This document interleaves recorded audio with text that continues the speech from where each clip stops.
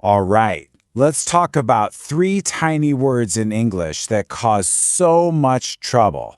In, on, and at. I mean, if you've ever just guessed which one to use, you are definitely not alone. But today, we're going to crack this code together. Okay, let's just jump right in with a classic example. My meeting is blank Monday.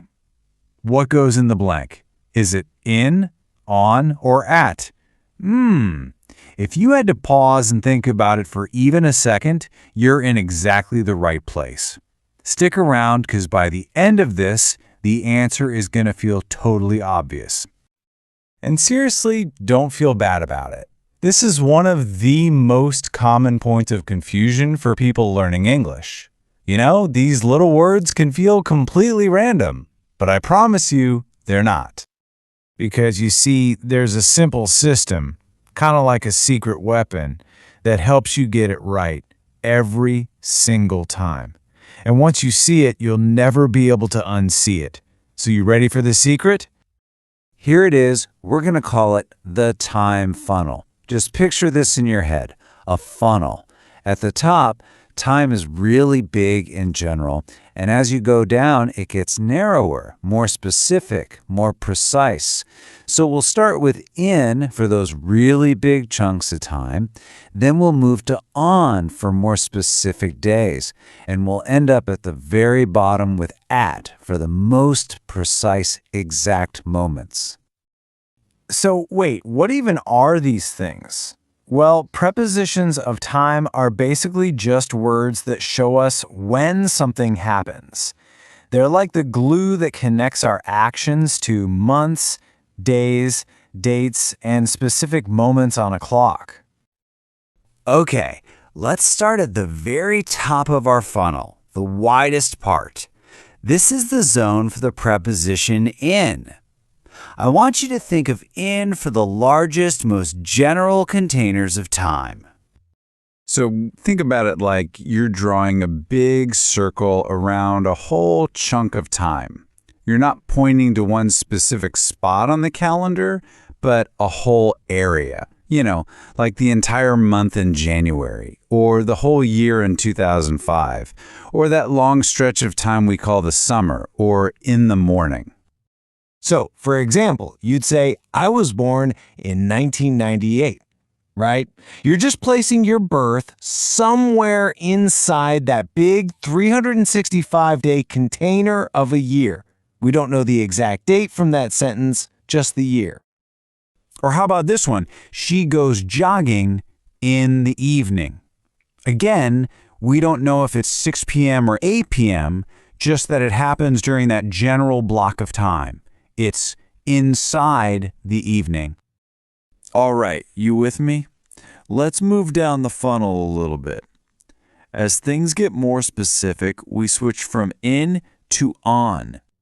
So if in is like that big container, on is like you're putting your finger on one specific square in the calendar. We use it for days of the week, like on Monday, for specific dates like on June 10th, and for those special named days like on my birthday. And there it is, the answer to our very first question. The meeting is on Monday. Why? Because Monday is one specific day of the week. We're pointing right to it. Here's another one for you. We met on Valentine's Day. See how that works? Valentine's Day is a specific named day on the calendar, so it has to be on. And now we're at the very bottom of the funnel, the pointiest, most precise part. This is where we use at. Yeah, so think of at as pointing to an exact tick on the clock, or a super precise moment in the day.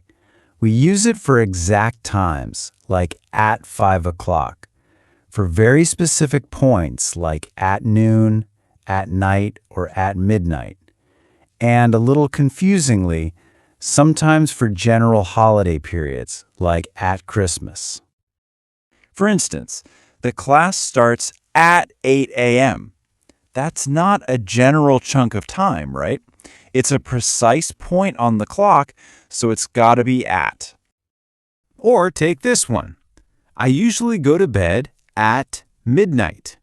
Midnight is that one specific moment in time, the exact point where one day turns into the next. So we use at.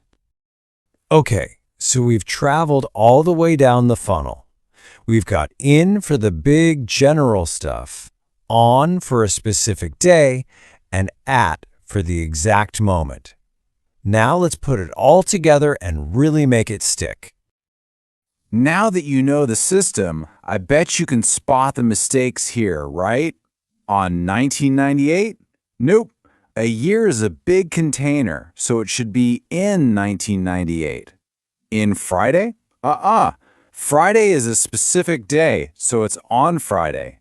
And in 9 p.m., that's a precise time, so of course, it's at 9 p.m. See, you've got this. And here it is, the golden rule, all laid out for you. This is the thing to remember. In for long periods, months, years, seasons. On for shorter periods, days and dates. And at for the exact time, those precise moments, general to specific. It really is that simple when you think of it that way. And now for the moment where it all just clicks into place. Check out this one perfect sentence. I was born in July on a Monday at 3 a.m. I mean, come on. You can literally see the funnel right there in that sentence, can't you? It's perfect. We start with the big container of the month, in July. Then we zoom in to a specific day inside that month, on a Monday. And finally, we pinpoint the exact moment on that day at 3 a.m. It just flows perfectly from big to small to a tiny point in time. So there you have it, the time funnel. In, on, and at. Hopefully, not so mysterious anymore. You've pretty much just mastered prepositions of time. But that does leave us with one last little question, doesn't it? What about prepositions of place? Where are you right now? In a room? On a chair? At a desk? Something to think about. Until next time.